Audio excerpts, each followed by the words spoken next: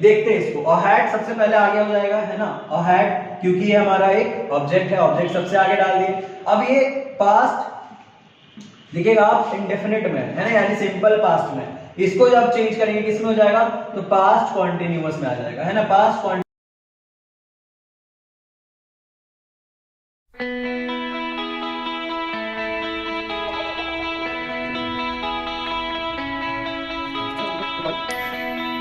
Concept पे जो हमारा एक्टिव पैसिव का है।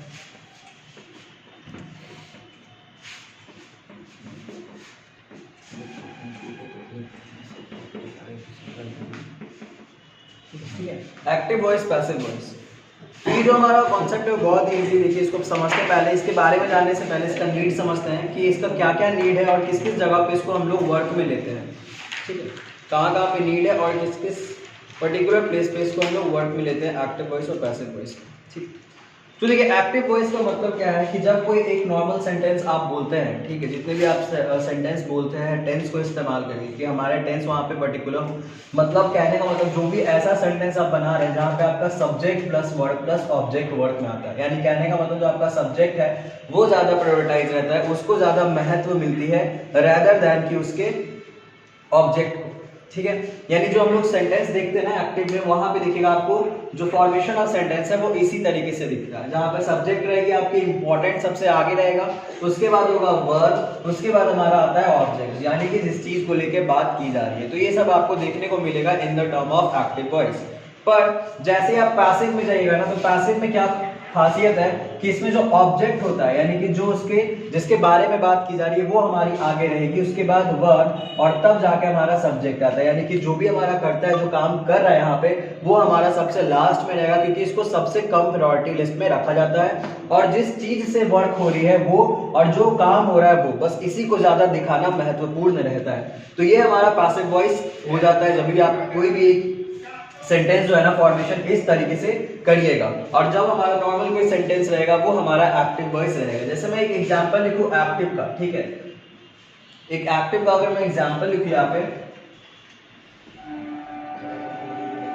तो जैसे अगर मैं कोई भी एक नॉर्मल सेंटेंस कहता हूं, जैसे अगर मैं एक छोटा सा जो बहुत ही पहले से फेमस है ये लिख देता हूं, सीता राइट्स अ लेटर,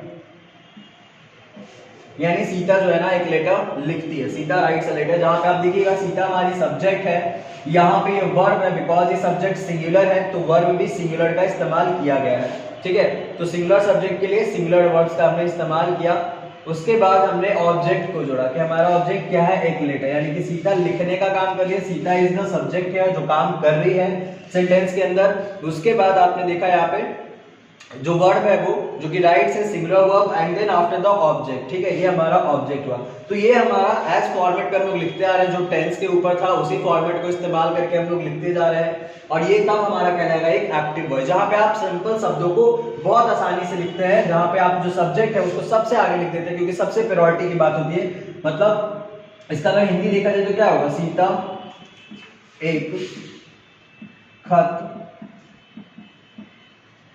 लिखती है, तभी हमारा एक सिंपल शब्द हो गया, सिंपल सेंटेंस बन गया। जहां पे आपने देखा कि जो भी आपके सेंटेंस का फॉर्मेशन हुआ है, ठीक है, उसमें हमारा जो सब्जेक्ट है वो सबसे पहले, मैंने सबसे पहले इसको रखा सबसे हाईलाइट। आप इस जब सब्जेक्ट को बोलिएगा, इस सेंटेंस को जब बोलिएगा ना, तो कुछ ऐसा साउंड करेगा जैसे आप किस तरीके से इस पे फोकस करिएगा वर्ड को बोलने में, सेंटेंस को बोलने में। तो सीता एक खत लिखती है, ठीक है, सीता एक खत लिखती है, जहां पे सीता पे ज्यादा दबाव पड़ रहा है, सीता पे ज्यादा हाईलाइट हो रहा है पूरा सेंटेंस का मतलब। तो ये हमारा एक एक्टिव हो गया। जब आपको पैसिव में लिखा है तो नीड क्या है पैसिव को लिखने का, तो पैसिव को लिखने का नीड हमारा सिंपल है कि आपको इस सब्जेक्ट को बिल्कुल भी वैल्यू नहीं देना है, या फिर बहुत कम, यानी कोई एक ऐसा सेंटेंस आपको बोलना है जहां पे आप सब्जेक्ट को उतना ज्यादा वैल्यूएबल नहीं रखते हो। सब्जेक्ट आपको बताना ही नहीं है कि किसने ये काम किया, वो आपको बताना ही नहीं है, तब वो एक पैसिव में हो जाएगा। और पैसिव में रहा तो कैसे लिखाएगा, तो जो हमारा है ना इस तरीके से, एक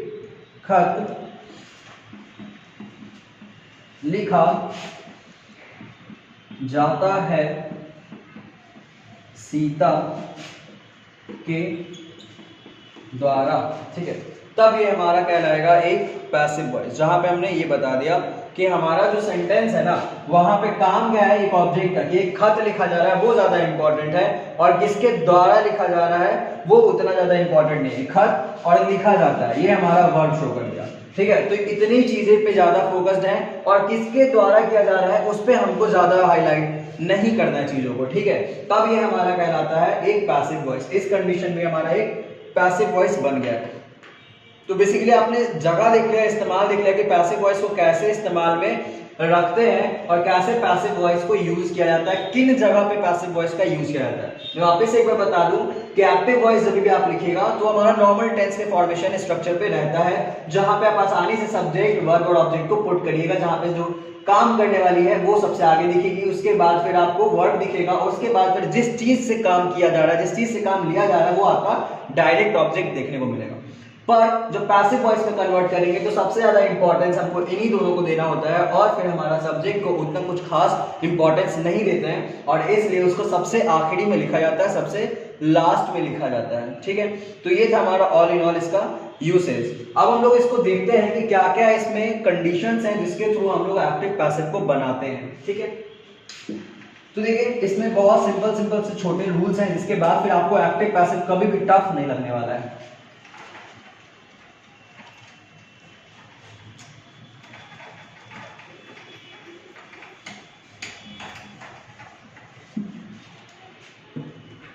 तो देखते हैं rules to change in passive.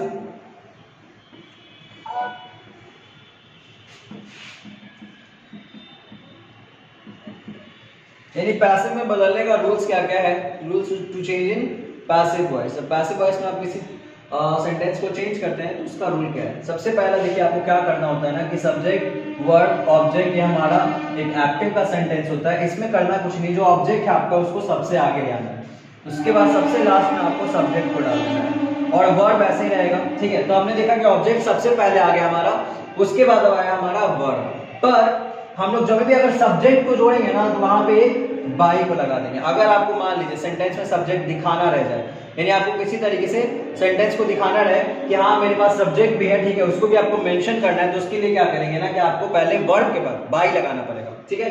और वर्ब जो इस्तेमाल होगा इस कंडीशन में होगा V3, यानी कि यहाँ पे कोई भी फॉर्म ऑफ वर्ब रहे, यहाँ पे चाहे V1 रहे, V2 रहे, V3 रहे, ठीक है, या V1 प्लस ing फॉर्मेट पे रहे, आपको सब जगह पे सिर्फ जो इस्तेमाल करनी है वो V3 का ही इस्तेमाल करना है। तो ये एक छोटा सा मैंने ओवरऑल समराइजेशंस कर दिया जिसके थ्रू आपको पता चल सके। अभी हम लोग लाइन से उसको लिखेंगे भी ताकि आप एक नोट्स के जैसा भी बना रहे। तो देखिए एक्टिव में क्या था, सब्जेक्ट में सब्जेक्ट था, उसके बाद फिर V1, V2, V3, V1 plus ing और V5 जो हमारा V1 प्लस SES है वो भी रहता है, और ऑब्जेक्ट कुछ भी रहे, वर्ब को हमेशा V3 पे रखना है कंप्लीटेड फॉर्म पे, एंड देन ऑब्जेक्ट सबसे आगे, और जब सब्जेक्ट को जोड़ेंगे ना उससे पहले हमने बाई का इस्तेमाल कर लेना है, ठीक है। अब एक इसको रूल्स के तरीके से लिखते हैं कॉपी में कि कैसे इसको बना सकते हैं as in the terms of notes. तो देखिए सबसे पहले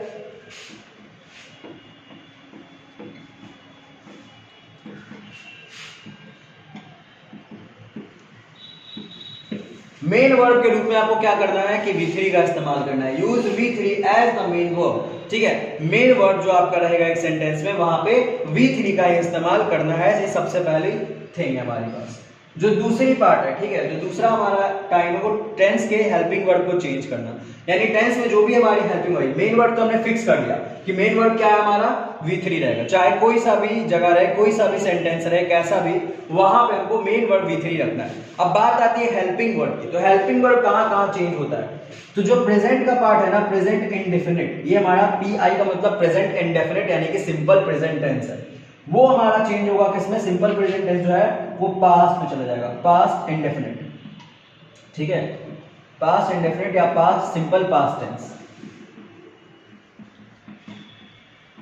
ये दो जगह पे चेंज हो जाएगा, ठीक है। ये सिर्फ बात हो रही है हेल्पिंग वर्ब की, जो आप इस्तेमाल करोगे यहाँ पे लिखने के लिए वो हेल्पिंग वर्ब है। पास्ट इंडेफिनिट का, प्रेजेंट इंडेफिनिट का जो हेल्पिंग वर्ब है वो हमारा पास्ट इंडेफिनिट के हेल्पिंग वर्ब में जाएगा। सिर्फ याद रखिएगा हेल्पिंग वर्ब के बाद यहाँ पे किया जा रहा है, ठीक है। उसके बाद जो हमारा, oh sorry I just written wrong,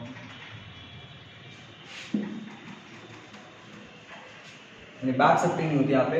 present indefinite का हमारा प्रेजेंट कॉन्टिन्यूअस पे चला जाएगा, ठीक है। उसके बाद अगर हमारा पास्ट इंडेफिनिट है ठीक है, सिंपल पास्ट है बेसिकली, तो वो कहाँ चला जाएगा, पास्ट कॉन्टिन्यूअस पे।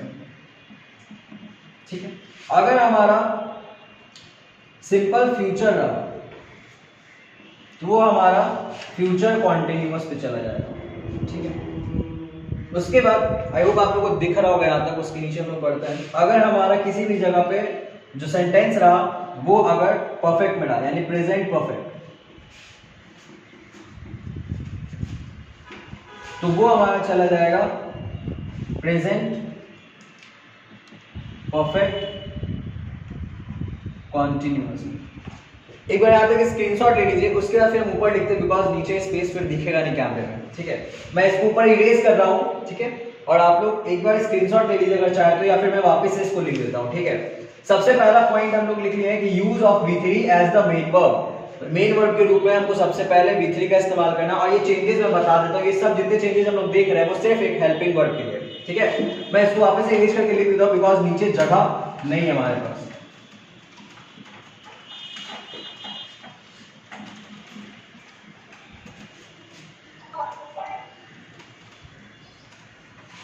देखिए V3 हमने इस्तेमाल कर दिया, और अगर सिंपल प्रेजेंट रहा, मैं वापस से लिख देता हूं इसको, सिंपल प्रेजेंट रहा तो हम लोग उसको करेंगे प्रेजेंट कॉन्टिन्यूअस में।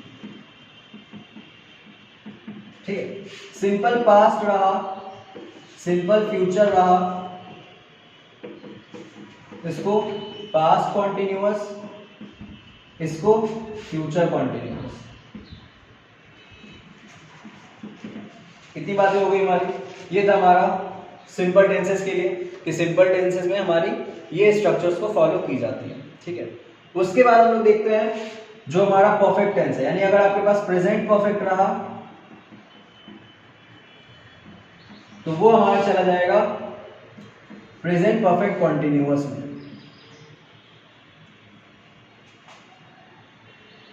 Simple okay.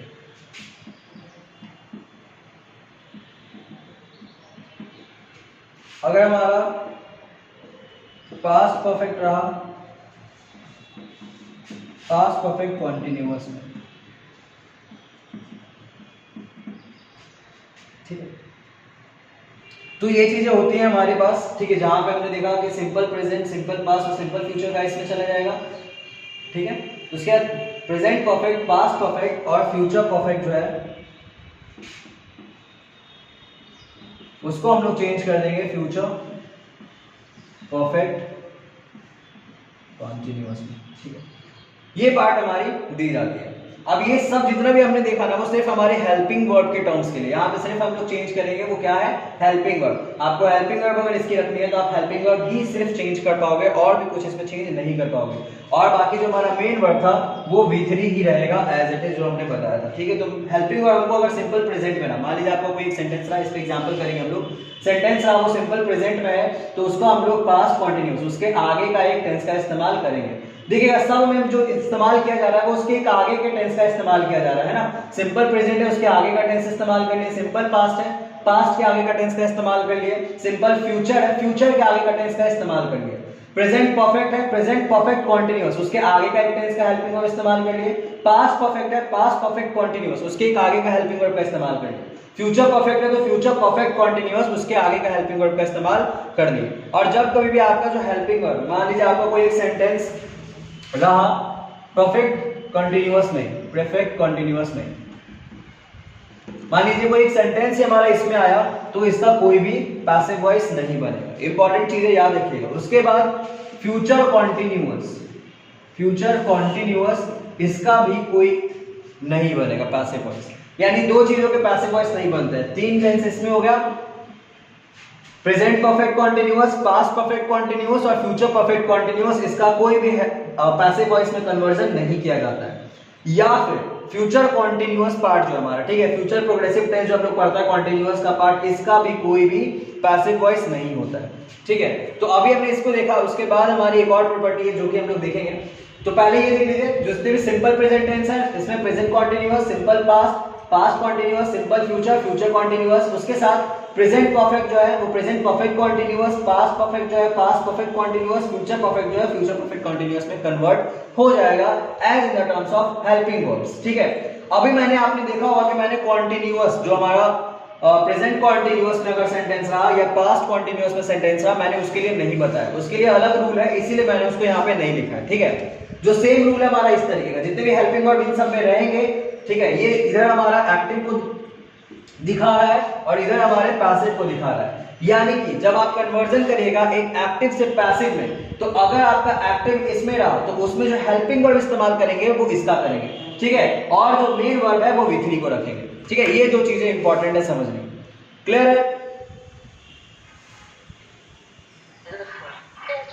चलिए, अब जो कॉन्टिन्यूअस का है वो भी देख लीजिए, स्क्रीनशॉट ले लीजिए इसको पहले थोड़ा सा, उसके बाद हम लोग कॉन्टिन्यूअस के हेल्पिंग वर्ब में चेंजेस को देखेंगे कि अगर मान लीजिए कोई हमारा एक्टिव वॉइस के अंदर कॉन्टिन्यूअस फॉर्म में रहा, यानी कि प्रेजेंट कॉन्टिन्यूअस, तो क्या हो जाएगा उसमें हेल्पिंग वर्ब, या फिर कोई एक्टिव वॉइस के अंदर रहा हमारा पास्ट कॉन्टिन्यूअस, तो फिर उसके हेल्पिंग वर्ब में क्या लिखेंगे। इसको एक बार स्क्रीनशॉट ले लीजिए, ये सिर्फ वापस से मैं बता दूं, ये सिर्फ हेल्पिंग वर्ब के लिए ही है।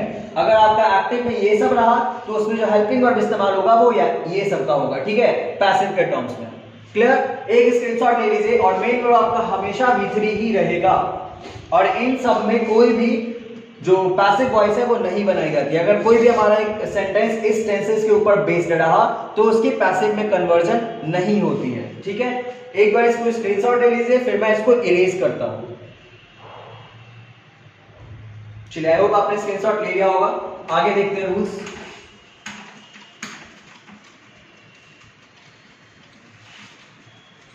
ब्लैकबोर्ड नहीं शो कर रहा है, ब्लैकबोर्ड नहीं दिख रहा है? नो सर नहीं दिख रहा है। तो मे बी आपके नेटवर्क इशू होगा वो, बिकॉज आई गेस सबको दिख रहा है।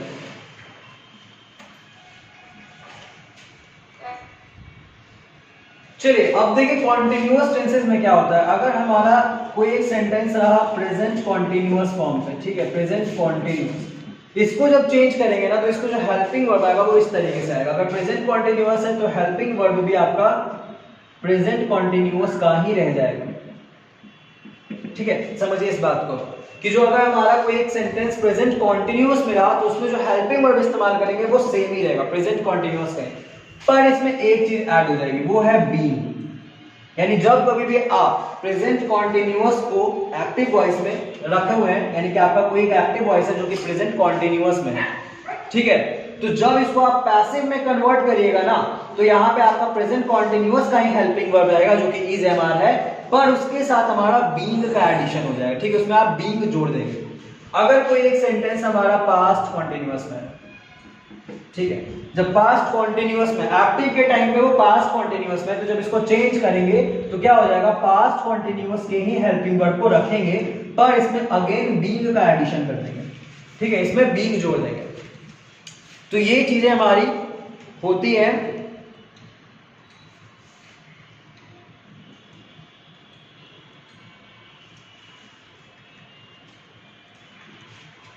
ये चीजें हमारी होती हैं जब हम लोग कॉन्टिन्यूअस टेंसेस को ही चेंज करते हैं। और जैसा मैंने बताया, अगर आपके पास फ्यूचर कॉन्टिन्यूअस होगी, फ्यूचर कॉन्टिन्यूअस, तो इसको चेंज ही नहीं किया जाता है इन the terms of passive voice. तो ये था हमारा कॉन्टिन्यूअस के लिए स्ट्रक्चर। एक बार इसका स्क्रीनशॉट ले लीजिए, उसके बाद फिर एग्जांपल सॉल्व करके देखेंगे कि इसमें कैसे क्या क्या एग्जांपल्स के थ्रू कर सकते हैं हम लोग। ठीक है, कैसे बनाया जाता है, कैसे इंप्लीमेंट किए जाते हैं सेंटेंसेस को। स्क्रीनशॉट ले लीजिए एक बार। ठीक है, तो देखिए ये कुछ रूल्स थे हमारे कि एक्टिव में अगर कॉन्टिन्यूअस रहा तो पास्ट इसमें चला जाएगा, प्रेजेंट कॉन्टिन्यूअस का ही रहेगा पर उसमें बीइंग का एडिशन कर देंगे। ठीक है, as in the terms of helping verb. तो ये हमारा ऑल इन ऑल रूल्स है जिसको हम लोग टेंसेस के बेसिस पे करेंगे। ठीक है, आगे एक्टिव पैसिव में और भी रूल्स है जो कि आपका रहता है हमारा मॉडल्स वर्ब के लिए भी हम लोग इस्तेमाल करते हैं। ठीक है, मॉडल्स वर्ब का कन्वर्जन भी सीखेंगे, तो वो सब अलग की बात है, पर यहाँ तक अभी पहले देख लीजिए जो हमारा ये सब स्ट्रक्चर था। ठीक है, एक बार इसका स्क्रीनशॉट ले लीजिए, फिर हम लोग इसमें आगे बढ़ेंगे।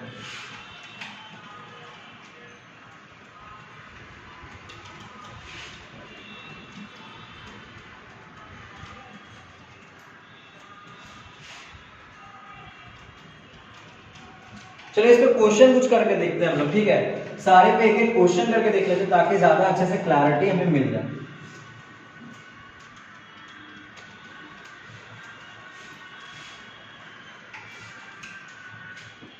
चलिए अब सबसे पहले जो एग्जांपल देखते हैं ना, हम लोग सिंपल प्रेजेंट से लेते हैं। जैसे अगर मैं लिखता हूं,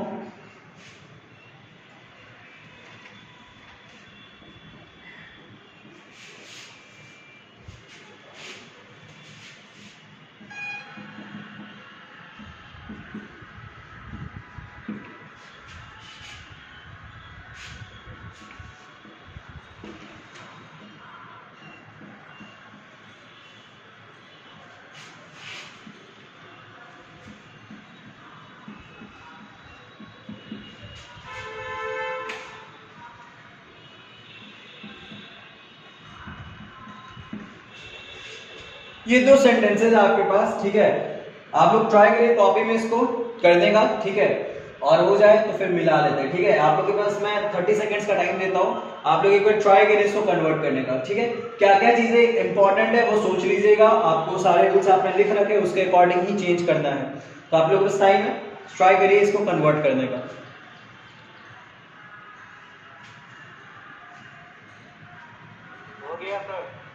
चलिए तो हो गया, तो हम मिलाते हैं एक बार। सबसे पहले हम लोग क्या देखेंगे कि ऑब्जेक्ट आगे आ जाएगा, ठीक है। अ लेटर, अ लेटर हमारी सबसे पहले आ जाएगी, ठीक है।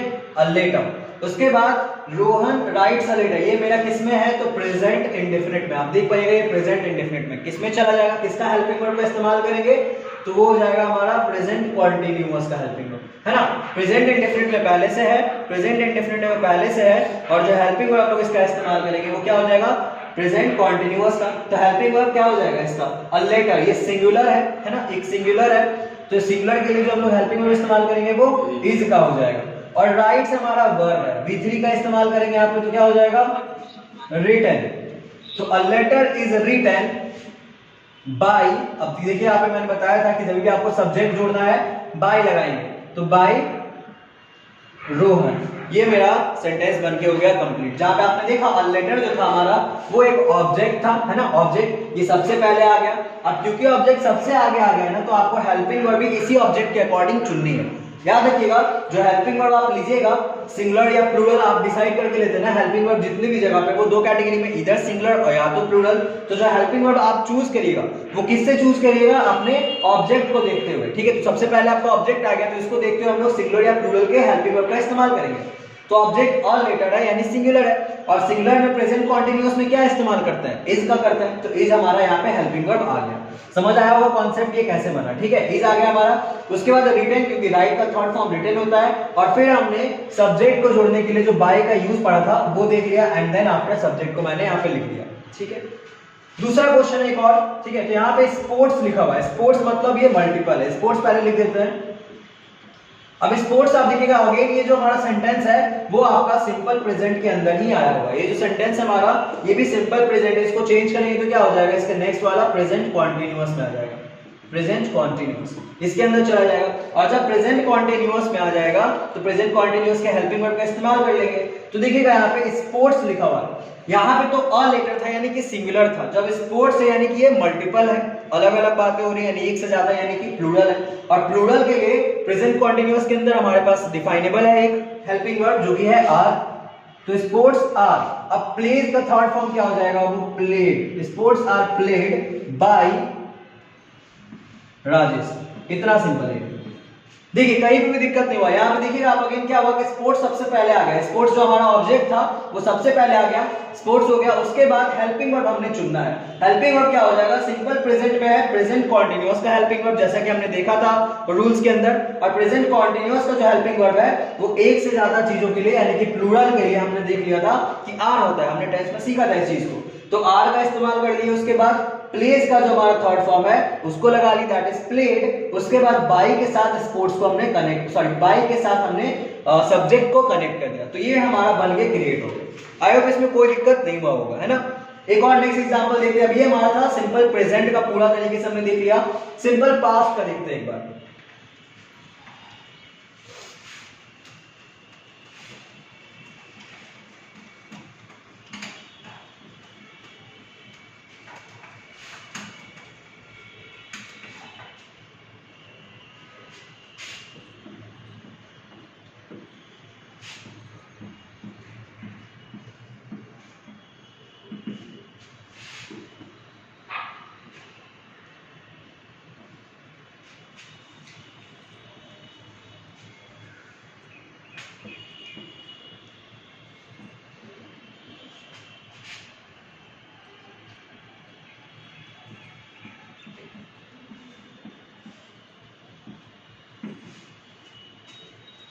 अगेन आप इस जगह पर सेंटेंस देखिएगा तो अलग अलग है हमारे पास। राधा वॉर अ हैट, यानी राधा एक हैट पहनती थी। Shyam wrote a letter, Shyam एक लेटर लिखता था। ठीक है, ये दो हमारे पास अलग अलग सेंटेंसेस हो गए। आप लोग को ट्राई करना है विद इन 15 सेकंड्स या फिर 20 सेकंड्स के अंदर ट्राई करने का, और उसके बाद फिर मैं यहाँ पे लिखूंगा, आपको मैच कर देनी है। ठीक है, जिनका भी सेम आया इसका मतलब आप अच्छे से सीख रहे हैं। कुछ नहीं करना है आपको, जो रूल्स है ना उसी अकॉर्डिंग अभी आप लोग कॉपी में जो रूल्स आपने लिखा है या फिर स्क्रीनशॉट, आप उसको एक बार देख सकते हैं, क्योंकि अभी इतनी जल्दी याद नहीं होगी।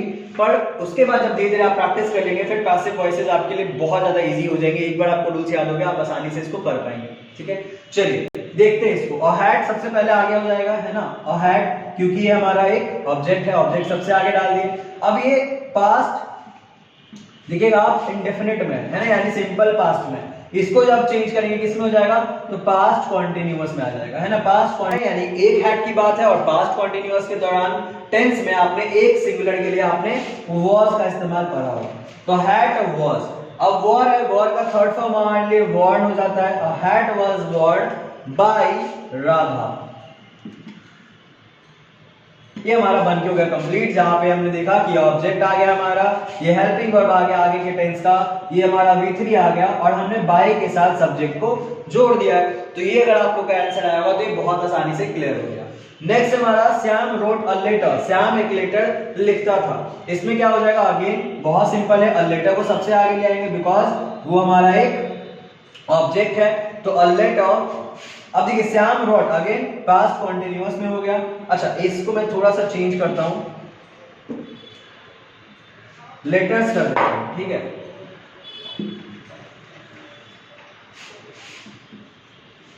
श्याम रोट द लेटर्स, तब क्या हो जाएगा, द लेटर्स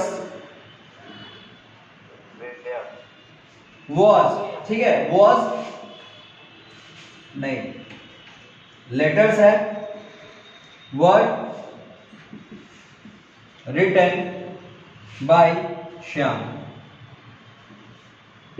ठीक है, अब यहाँ पे वर क्यों लगा, वॉज को मैंने हटा के वर क्यों किया, तो आपको रीजन पता है। ठीक है, क्योंकि हमारा यहाँ पे लेटर्स है, एक से ज्यादा है, और एक से ज्यादा अगर हमारे पास सब्जेक्ट रहा किसी सेंटेंस में तो हमने वहां पे पढ़ लिया है कि वॉज का इस्तेमाल नहीं करते, वर का इस्तेमाल करते हैं। ठीक है, तो पास्ट कॉन्टिन्यूअस में अगर एक से ज्यादा चीजें रही यानी प्लूरल रही तो वहां पे हम लोग वर का इस्तेमाल करते हैं as in the terms of helping verb. तो हमने देख लिया कि ये हमारा द लेटर्स, उसके साथ वॉज नहीं होगा, वर होगा, बिकॉज एक से ज्यादा है, प्लूरल है, तो वर हमने डाल दिया, V3 डाल दिया, और बाय के साथ हमने एडिशन कर दिया सब्जेक्ट का। ठीक है, तो इस तरीके से हमने इसको बना लिया। अभी हमारा सिंपल पास्ट भी बहुत अच्छे से क्लियर हो गया। एक बार फ्यूचर में भी बना के देख लेते हैं।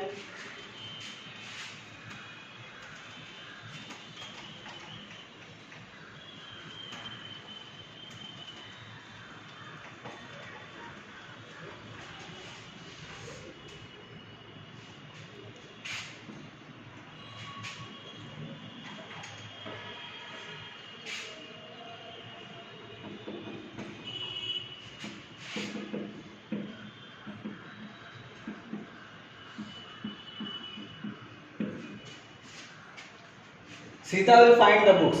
ठीक है, इसको जब चेंज करेंगे क्या हो जाएगा, यहाँ पे सबसे पहले ऑब्जेक्ट डाल देंगे आगे, द बुक्स।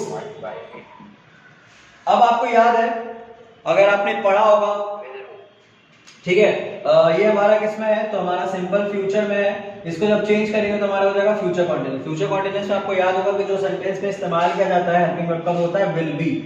तो books will be found by Sita. Clear है, यहाँ पे हमने V3 का इस्तेमाल कर लिया, द बुक्स विल बी लगा दिया, फाउंड बाय सीता। और भी एक एग्जांपल देख लेते हैं इसी के ऊपर, एक और एग्जांपल देख लेते हैं जहां पे हम ऐसे लिखते हैं, अगर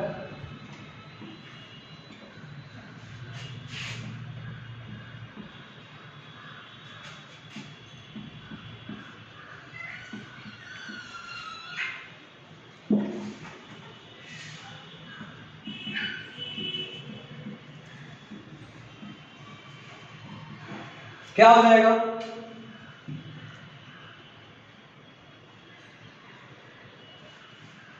ऑब्जेक्ट उठा लेंगे,